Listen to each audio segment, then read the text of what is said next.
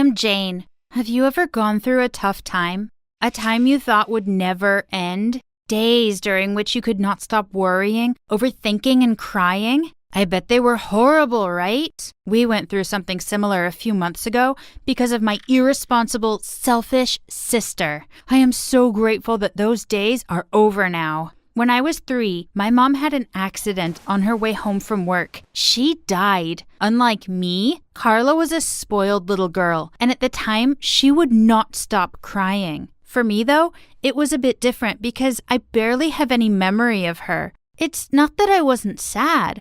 I just wasn't as devastated as my older sister. I can't lie, though. I miss her. Not having a mom around isn't easy at all.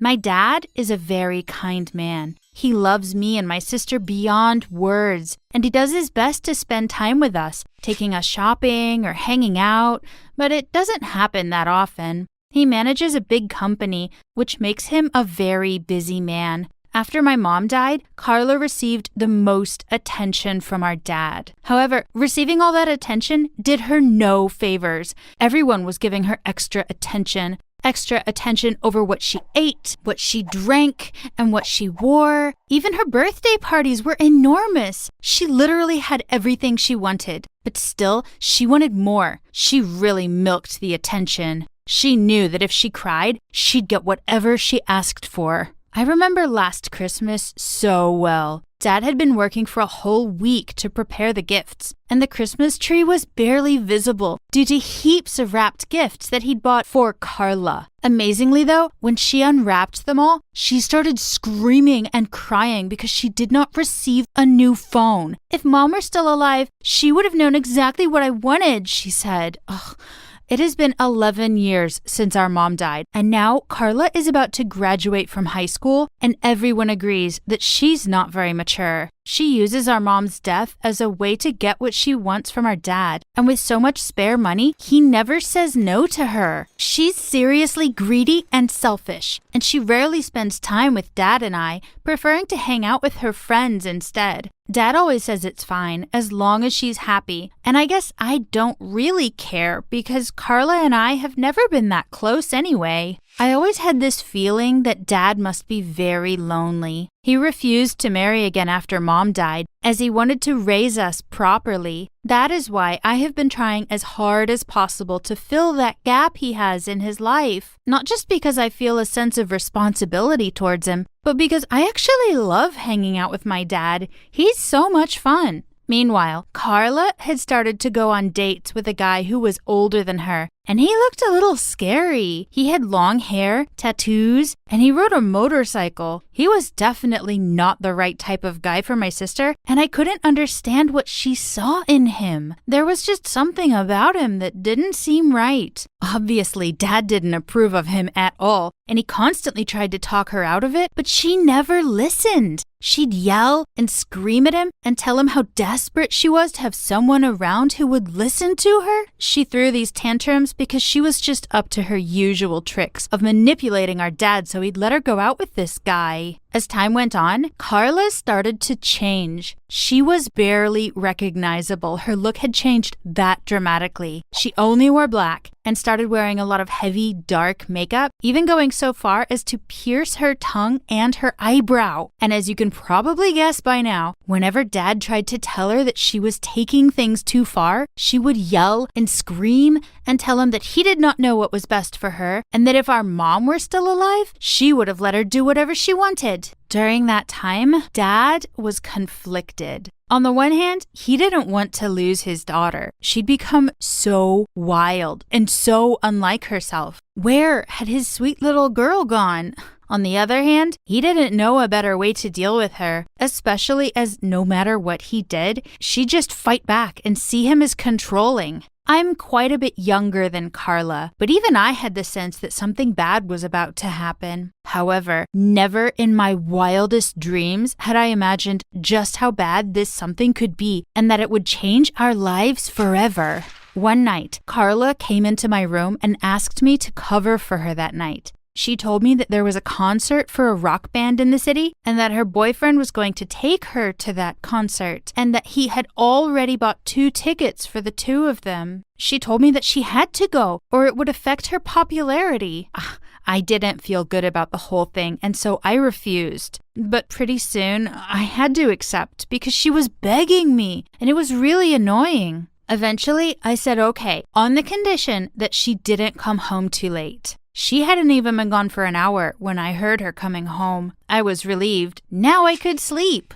In the morning, she didn't want to see anybody and said that she wasn't feeling well. She also wanted to skip school that day. My dad offered to take her to see the doctor, but she refused and said that she was just feeling sick and that she would probably feel better by tomorrow. So then Dad left for work. I went to her room before getting on the school bus and I entered without even knocking, demanding to know what had happened last night. I was expecting her to start yelling at me like she usually did, but this time it was different. Surprisingly, she hugged me and started to hysterically cry. I looked at her face, and what I saw there left me speechless and horrified. Her face was covered with bruises. There were blue bruises next to her left eye, and her mouth as well. I was so shocked. I actually screamed when I saw how bad she looked. "What is that? Who is the monster that did this to you? It must be your freaking boyfriend," I yelled. She wouldn't admit that it was him who'd done this to her, and she said that she and her friends had fallen off her boyfriend's motorcycle. I didn't believe her, but I had no proof. The next day, she was starting to feel better, and she decided to join me and Dad for breakfast, which was something that hasn't happened for a very long time. I noticed my dad smiling. He was genuinely happy that Carla had decided to join us for once. What made him even happier was the fact that she was wearing her normal clothes again, a pink blouse and short blue pants, with her hair off of her face. When she'd walked in, I was terrified of what Dad would say when he saw the bruises, but of course she'd covered them all up with makeup. I mean, she wasn't that stupid. "You look stunning, darling, exactly how your mother used to be," Dad said. Then there was silence. It seemed so weird to me that 2 nights ago she'd been dressed all in black, and then today she was just back to her normal self again. Clearly something major had happened, but that didn't really matter. All that mattered was that Carla was finally back to normal again. Over the next few days, Carla was back to being her cheery self. Until one day, I was at home playing video games when I heard a vigorous knocking on the door. I looked back only to see Carla running to her room crying.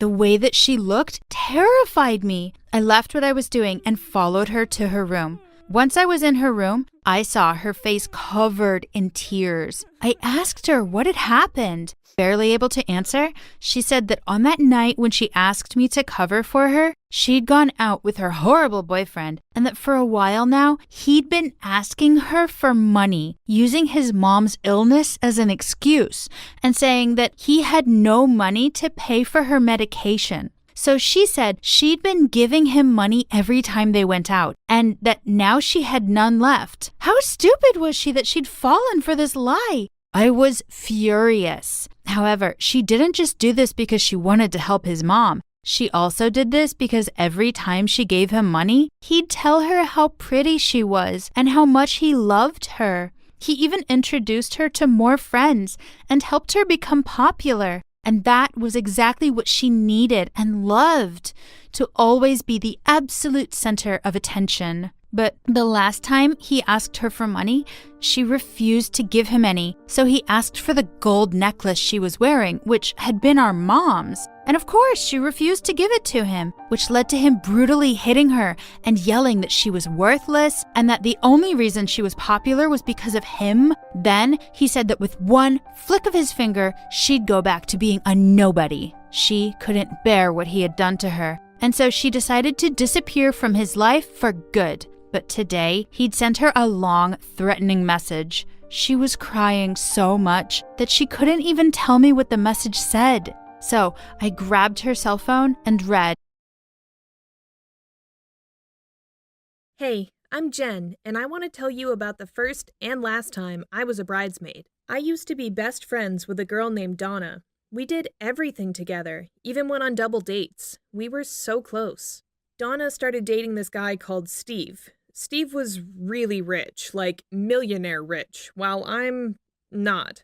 I'm a translator, so I don't exactly have a lot of money. I still loved her to bits, but I couldn't afford to go to fancy restaurants and expensive bars they like to go to. Donna said Steve didn't mind paying, but I didn't like having my friends' boyfriends spending money on me. So Donna and I stopped hanging out so much. One day I logged into my Facebook account and saw that Donna and Steve got engaged. I left a comment saying congratulations. Straight away, I got a PM from Donna asking me to be one of her bridesmaids. I thought it was a bit weird. I mean, why couldn't she call and ask? But I said yes. I mean, she was my best friend. Donna told me she was taking all her bridesmaids to dinner the next night. I was really excited to start planning her shower and talk about all of the maid of honor duties. But when I walked into the restaurant, I couldn't believe what I saw.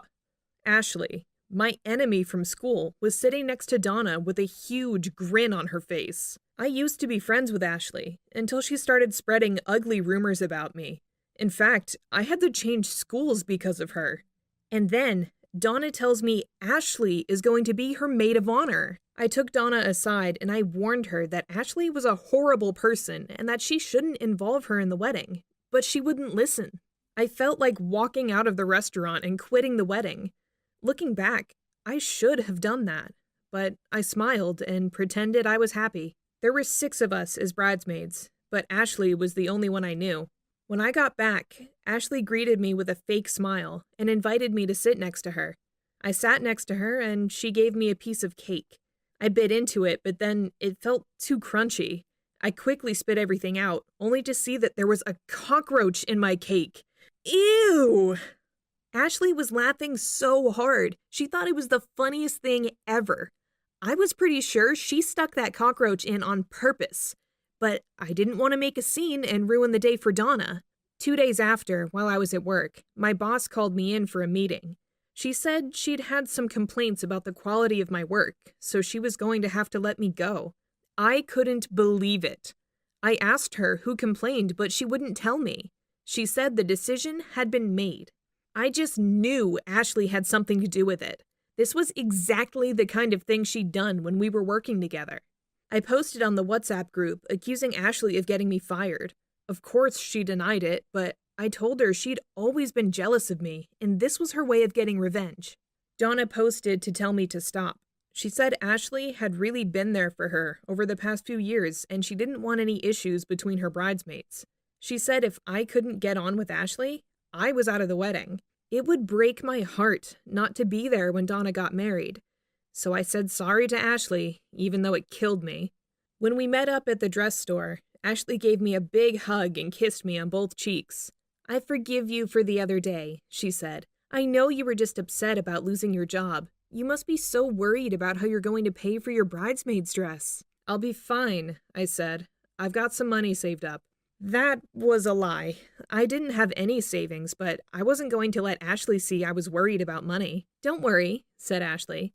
I've got the perfect dress already picked out. We went into the store, and the sales assistant offered us all champagne. I drank mine really quickly. I needed it to deal with Ashley. Then the sales assistant brought out the dress Ashley picked. I was surprised by how gorgeous it was. It was elegant. A pretty light green off-the-shoulder dress. The sales assistant said she'd got dresses in all our sizes and we should try them on. When she gave me mine, I could see it was way too big. The sales assistant was really sorry. She said she had ordered the sizes Ashley told her to. I tried it on anyway, and they managed to pin it in place so I could see how it would look after it was altered. It looked really good. Ashley definitely had taste. But then I saw the price tag. $3,000. There was no way I could afford that. I didn't want to say anything in front of the other bridesmaids, but later I called Donna and told her I couldn't afford the dress Ashley picked out. I said I could find something in the same color, which was similar but more affordable. Donna went nuts. She yelled at me I was trying to ruin her wedding, and if I was really her friend, I'd find a way to pay for the dress.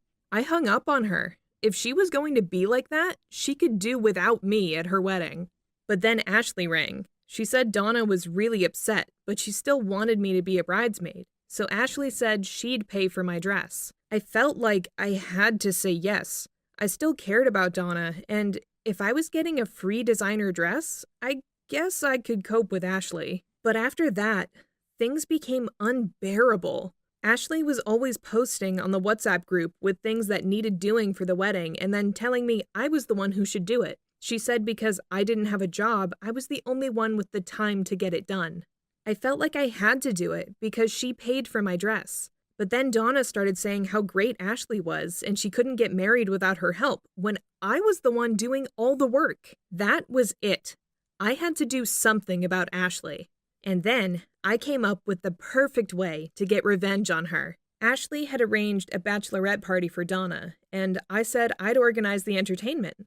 Of course, I booked a party entertainer, but this wasn't just any entertainer. It was Ashley's ex-boyfriend, Jason.